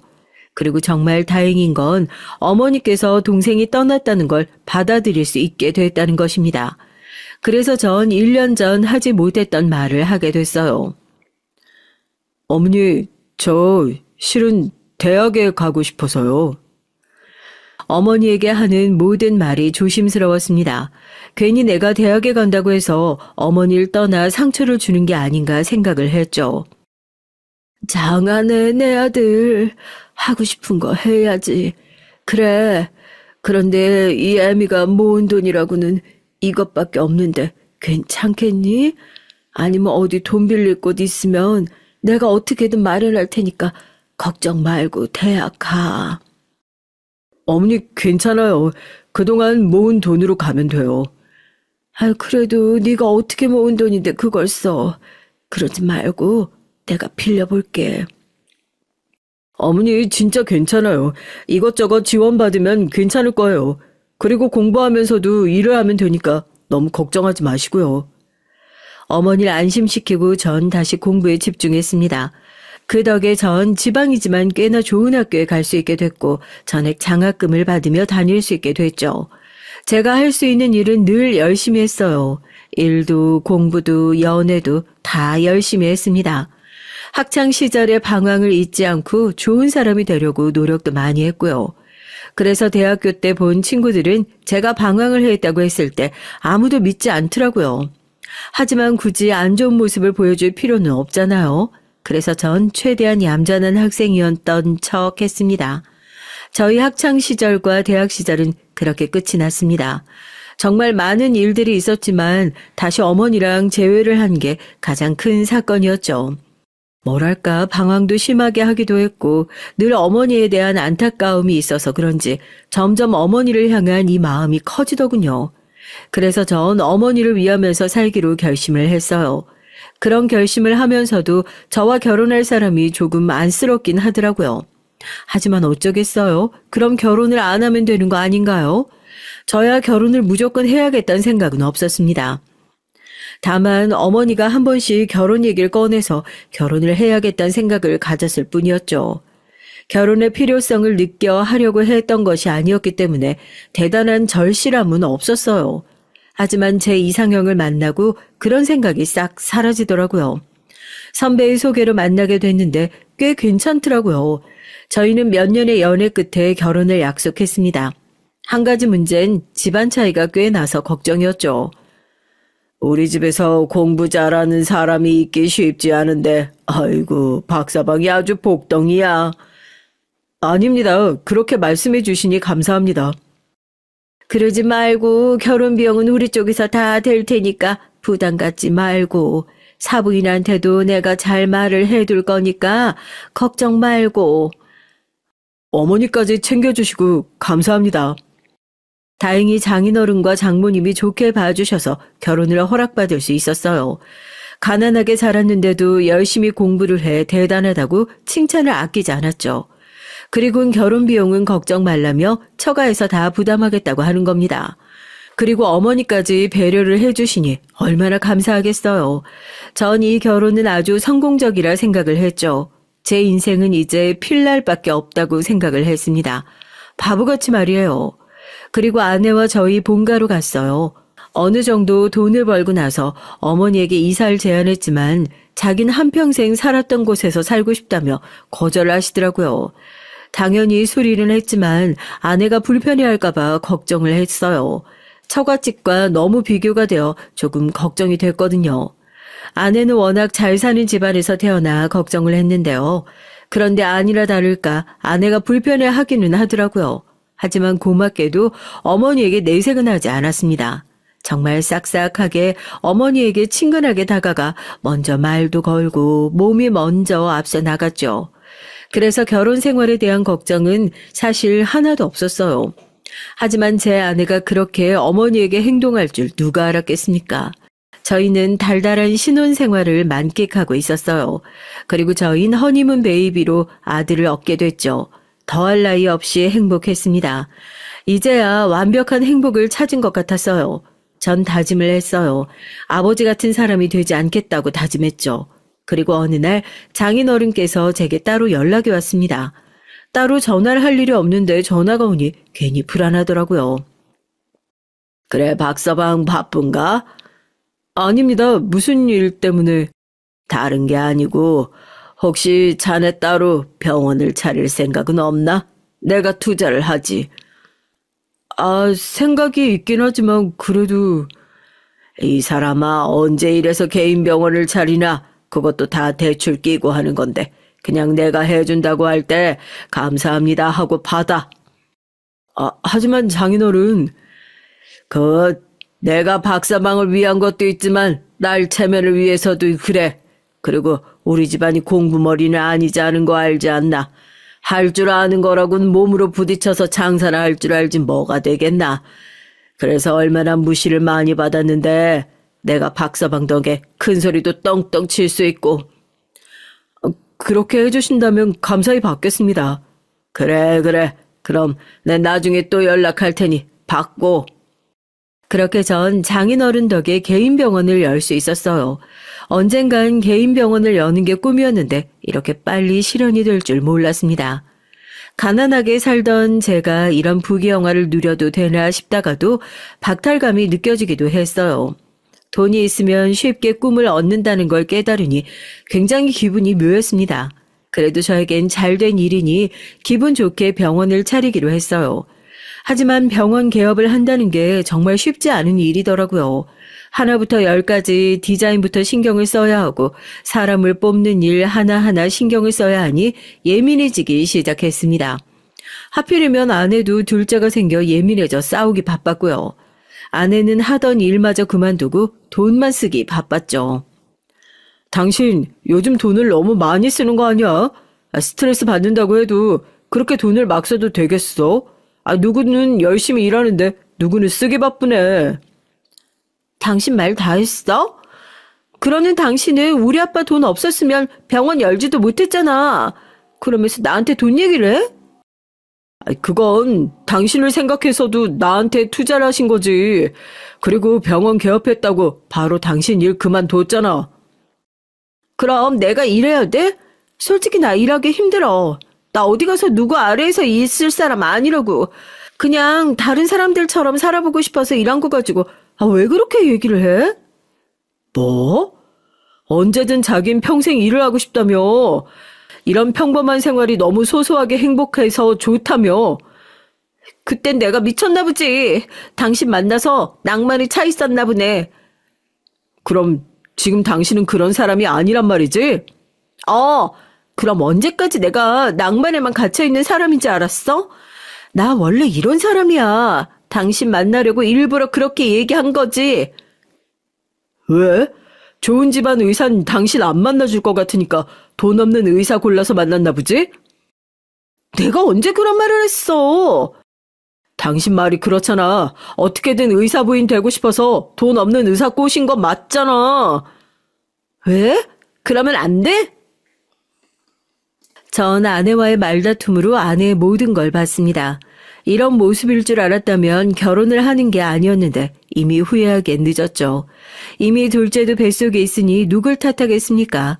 그냥 참고 살아갈 수밖에 없었어요. 그리고 장인어른 덕도 봤으니 제가 참아야 할 수밖에 없었죠. 하지만 저희는 점점 사이가 나빠졌어요. 무슨 이유 때문인진 모르겠네요. 부딪히는 일도 많았고요. 아내의 기분을 풀어보고자 열심히 노력을 했지만 서로 타이밍이 맞지 않았습니다. 아내의 기분이 조금 괜찮았을 땐 제가 빈정이 많이 상해 맞지 않았거든요. 둘째가 태어나고 다시 괜찮아졌나 싶었는데 제가 바빠져서 집에 있을 일이 없어 아내와 얘기를 할 시간이 없었습니다. 일이 바빠지는 건 참 행복한 일이지만 그만큼 가족에게 신경을 못 써서 신경이 많이 쓰였어요. 하물며 동생 기일이 다가와 어머니를 챙겨드려야 하는데 가지 못해서 마음에 걸렸죠. 그래서 아내에게 조심스럽게 얘기를 했습니다. 혹시 어머니 잠깐 우리 집에 모셔와도 될까? 뭐? 그게 무슨 말인데? 동생 기일 다가오니까 걱정돼서 휴가 내고 가자니 요즘 바빠서 휴가를 낼 수도 없고 그렇다고 넘기기엔 어머니가 그때만 되면 많이 힘들어 하시니까 그냥 지나칠 수도 없는 거고. 알았어 일단.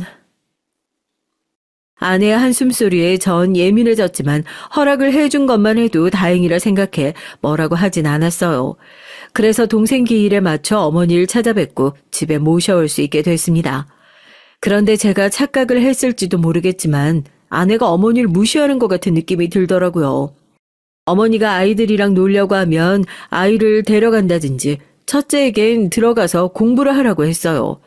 하지만 직접적으로 안 좋게 대하는 게 아니라 뭐라고 말을 할 수가 없었습니다. 그런데 어느 순간부턴 아내가 어머니에게 한 소리를 하는 걸 들을 수 있었어요. 여러분은 만약 아내나 남편이 자기 어머니에게 이런 소리를 하면 참을 수 있는지 들어보세요. 어머니, 제발 손 좀 깨끗이 씻고 오시면 안 될까요? 아니면 아이들이 예쁘더라도 그냥 참고 눈으로만 봐주세요. 그 말은 어머니가 더럽다는 뜻 아닙니까? 일을 하다 말고 그 말을 듣고 바로 아내를 데려와 안방에서 소리를 쳤어요. 당신 어머니한테 무슨 말버릇이야? 내가 왜? 아니 어머니 손 좀 봐봐. 정말 새까맣다고. 당신이 더 잘 알겠네. 그리고 어머님 냄새 나는 거 알아? 제대로 안 씻으시니까 그런 거 아니냐고. 전 아내를 때리고 싶은 마음이 굴뚝 같았어요. 처음으로 아내의 얼굴이 보기 싫은 순간이었죠. 하지만 아버지처럼 되지 않겠다고 결심을 했기 때문에 아내를 때릴 수는 없었습니다. 때린다면 전 아버지와 같은 사람이 될 것이기 때문에 꾹 참았죠. 어머님 평생을 시골에서 살아서 그래. 그래서 나는 냄새들 있잖아. 장모님이랑 장인어른이야 매일 케어받고 안 나실 수도 있어. 그런데 있잖아. 그 냄새는 나이 든 사람이면 다 날 수밖에 없는 거야. 좀 더 심할 뿐이지. 그렇다고 깨끗이 안 씻는 것도 아니고. 그리고 어머니 손은 농사하느라 그렇게 된 거라고. 집안일 하고 하느라 그렇게 된 거라고. 우리 어머니 누구보다 깨끗한 사람이야. 당신보다 훨씬 깨끗할걸? 당신 이모님 아니었음 이 집 깨끗했을 거라 생각해? 당신은 집 개판돼도 몸만 깨끗하면 다잖아. 안 그래? 내가 치울 필요가 뭐가 있어. 이모님들이 다 알아서 치우는데. 그리고 내 몸만 깨끗하면 된 거 아니야? 아내의 말에 전 더 할 말이 없었어요. 이 사람과 얘기를 해봤자 제 에너지만 소비를 한다고 생각했습니다. 그래, 알겠어. 근데 다신 어머니한테 그런 말 하지 마. 그땐 안 참아. 안 참으면? 왜? 그렇게 어머님 소중하게 생각을 하면 나랑 왜 결혼을 했니? 왜? 어머님이 그렇게 불쌍해? 안쓰러워? 참나, 동생이 죽은 지가 언젠데 아직도 걱정을 하고 있어. 아내는 해선 안 될 말까지 하기 시작했어요.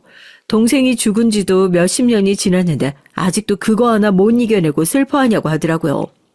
그 말을 듣고 참지 못하고 전 제 옆에 있는 화장품을 던져버렸습니다.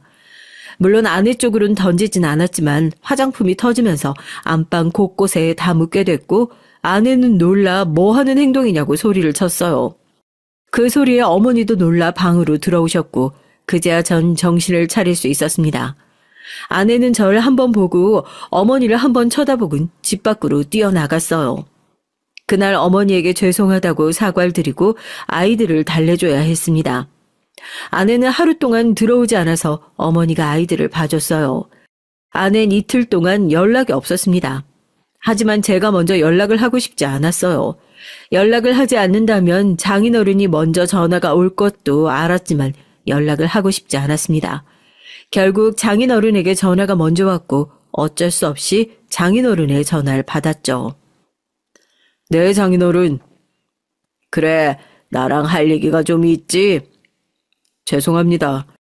내가 주소 보내줄 테니까 일 끝나고 거기로 오게. 긴장됐어요. 결혼을 허락받으러 갈 때보다 더 긴장됐습니다. 왔는가? 죄송합니다. 아니. 내가 박서방 자네 사과를 듣겠다고 여기로 부른 건 아니고 말해봐.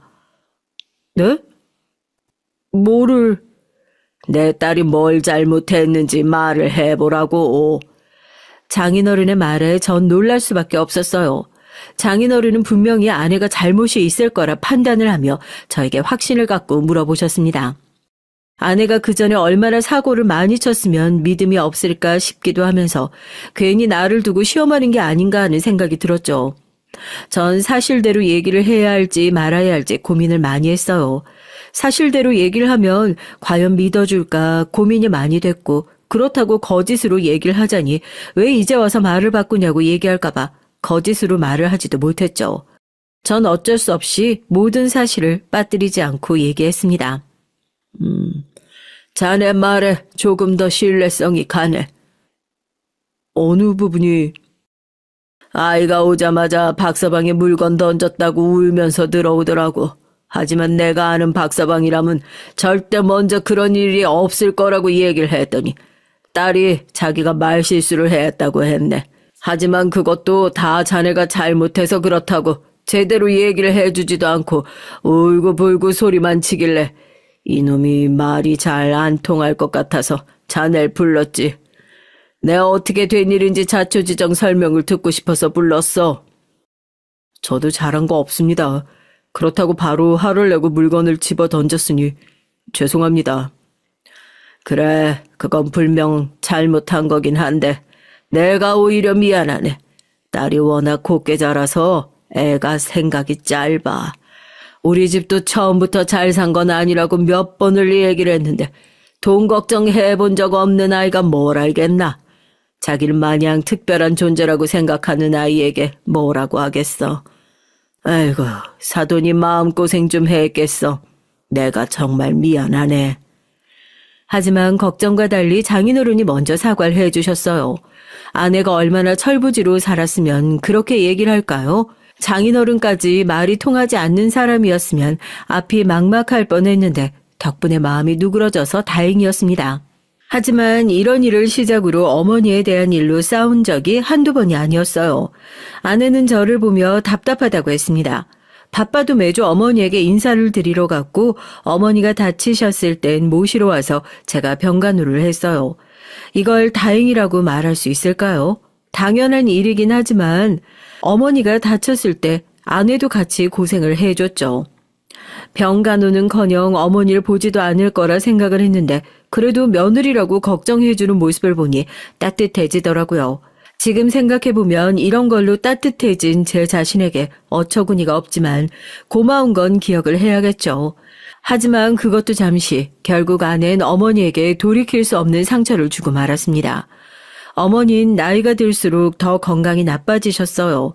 하지만 어머니는 병원도 요양원도 가기 싫어했습니다. 사람을 부르긴 했지만 그래도 걱정이 됐죠. 매일 같이 있는 것도 아니니 어머니에게 무슨 일이 생길 때는 어떻게 해야 하나 두려웠죠. 남은 가족은 어머니 한 명뿐인데 어머니마저 세상을 떠난다면 전 분명 무너지고 말 거라 생각을 했습니다. 그래서 늘 어머니의 죽음을 생각 안 할 수가 없었어요. 어머니가 죽을까 두려워 그것 때문에 정신병원에 가서 진단을 받기도 했습니다. 혹시 여러분 중에서도 이런 비슷한 증상을 가지신 분 있을까요? 어떤가요? 살기 너무 불편하지 않나요? 하지만 더는 이런 문제로 두려워할 필요가 없었어요.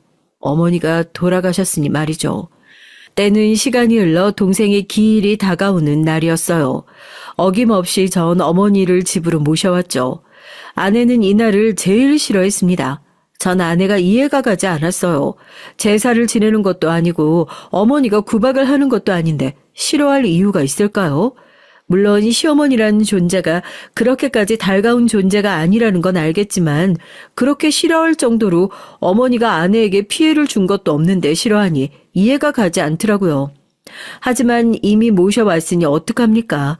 어머니를 보살펴 드릴 수밖에 없었죠. 전 아내에게 미안하다고 얘기를 하고 조금만 더 고생해달라고 했어요. 그래도 이날만 되면 어머니가 늘 아프시고 기운도 없으셔서 어쩔 수가 없었죠. 제 마음이 불편해서 놓을 수가 없더군요.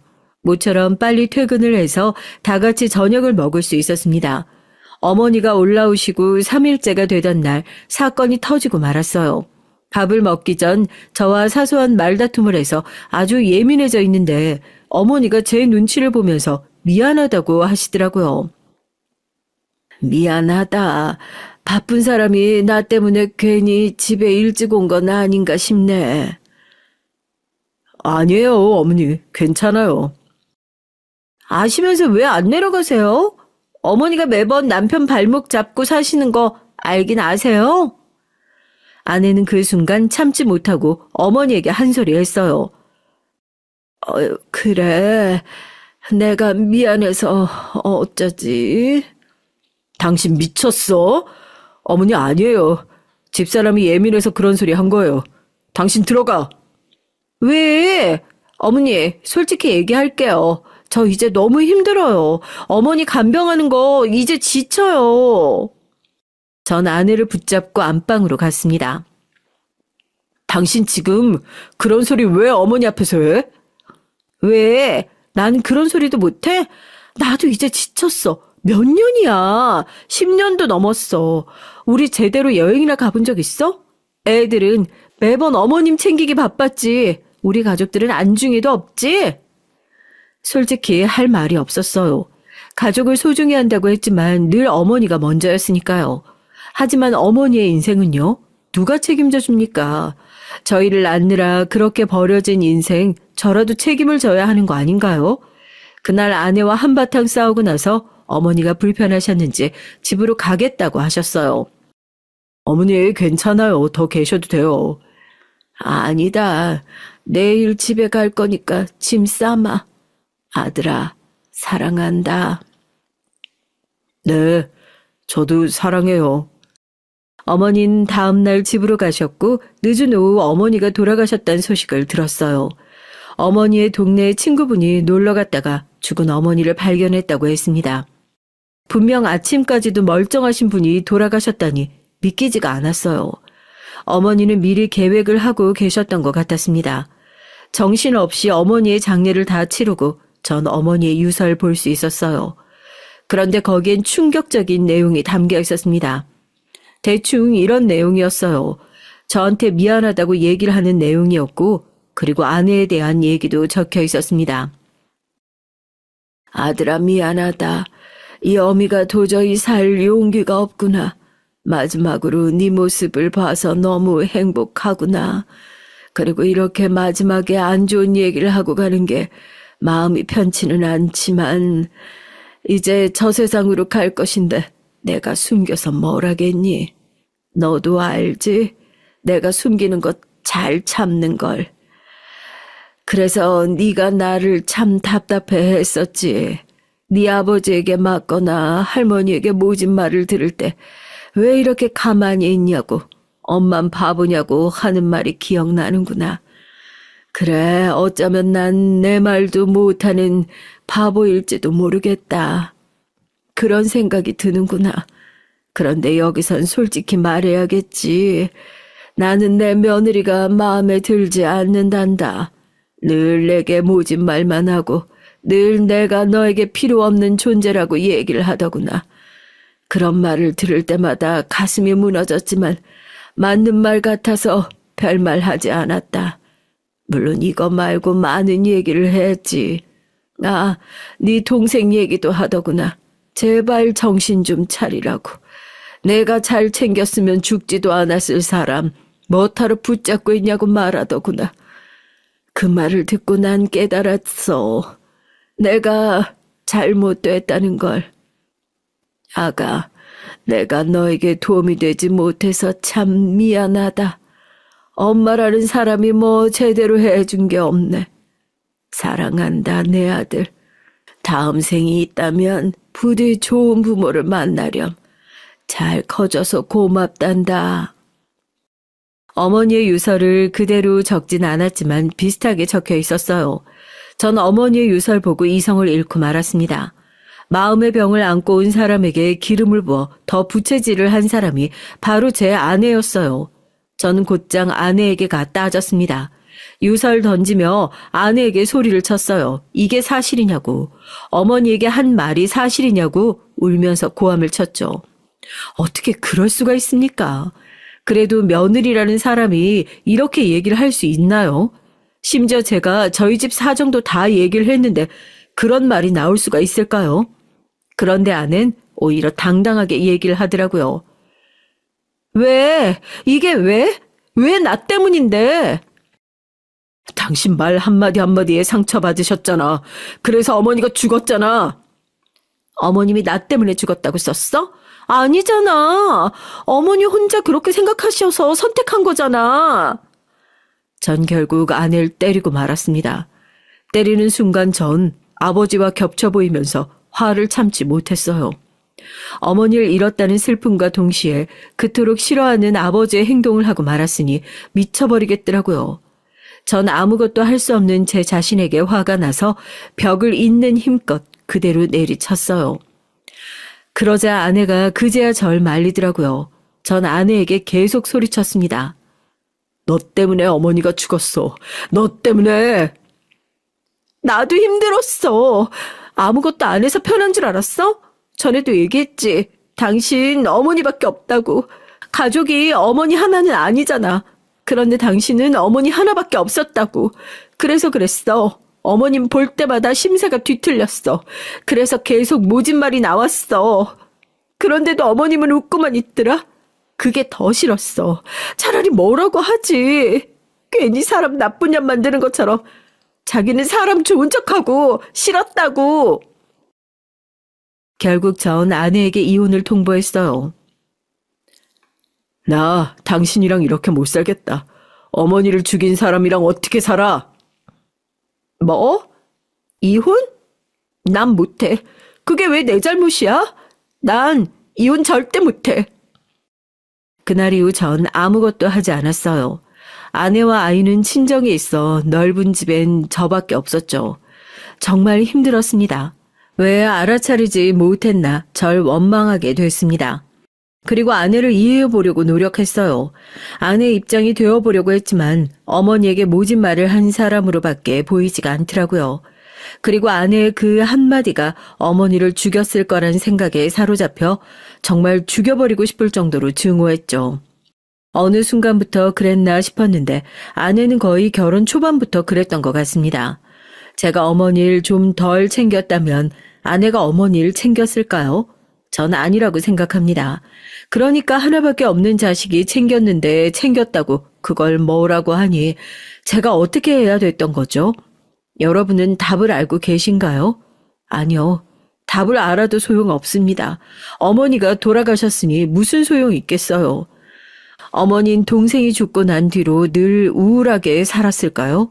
아니면 혹시 저 때문에 죽지도 못하고 하루하루를 고통 속에서 살았을까요?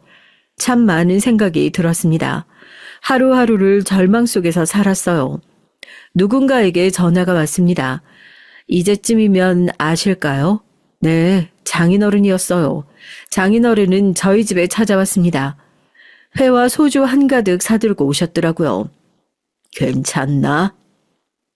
한 잔 받게. 30분 동안 아무 말 없이 장인과 소주를 마셨어요. 안주도 먹지 않고 장인어른이 주는 술만 마시다 보니 조금 취기가 올라오는 것 같더라고요.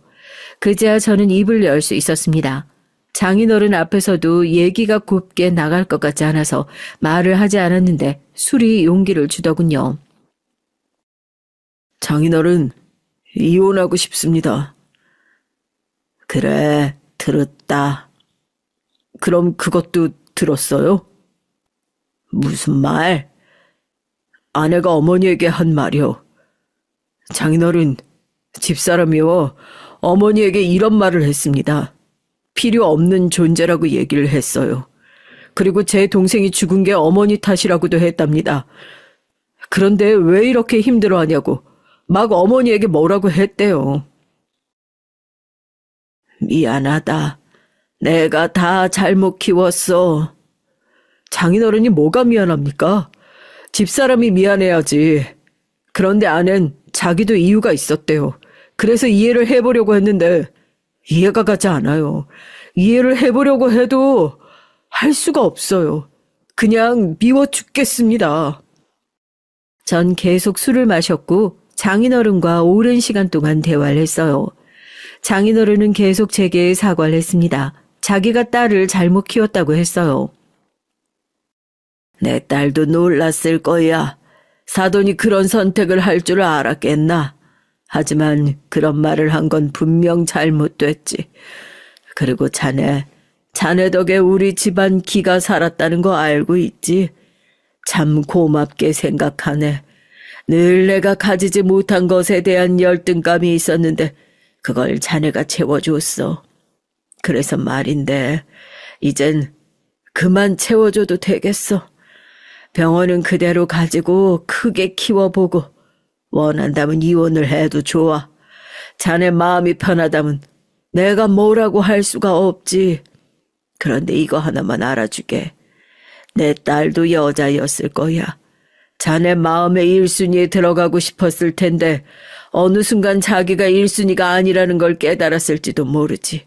그렇다고 딸의 잘못이 없어지진 않지만 그래도 아빠로서 딸에 대한 변호를 하자면 그렇다는 거지.